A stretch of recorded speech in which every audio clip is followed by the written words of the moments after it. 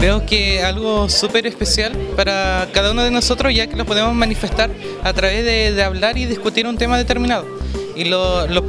sube la autoestima y valorar a cada uno mismo según nuestras opiniones y la manera de presentarnos a través de este debate, que es algo súper bonito que se hace igual a través del arte y lo ayuda a desarrollar la capacidad de desarrollo intelectual y la capacidad de expresarse con otras personas.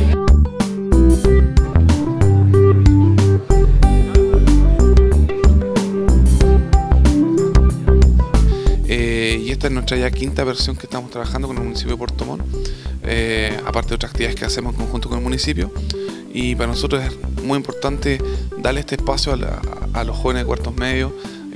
a los equipos de los colegios y de las escuelas municipales específicamente, de poder desarrollar esta etapa de poder debatir temas que son de contingencia. Cumplimos un ciclo o una etapa y creemos que el próximo año, ya el 2015, de pasar de una etapa comunal, que lo estamos conversando hoy día con la gente del DEM de Puerto Montt, hacer algo ya más a nivel regional. Así que esperamos ya el próximo año tener una planificación un poquito más concreta y poder invitar a toda la región.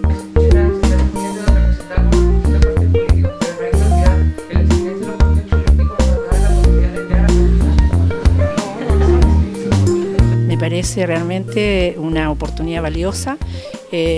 Por lo demás demuestra también una capacidad de compartir, de convivencia de parte de los colegios municipales, puesto que nos invitan, siendo que nosotros somos particulares subvencionados, y eso me parece perfecto porque eso demuestra un sentido de convivencia, de compartir, y que a pesar de todas las problemáticas que tenemos a nivel nacional y las discrepancias, sin embargo podemos pensar en nuestros alumnos, que son los más importantes y que realmente necesitan tener una opinión y necesitan argumentar. Nuestros alumnos tienen que tener opinión, nuestros alumnos tienen que saber decir y tienen que tener estas instancias de poder expresarse,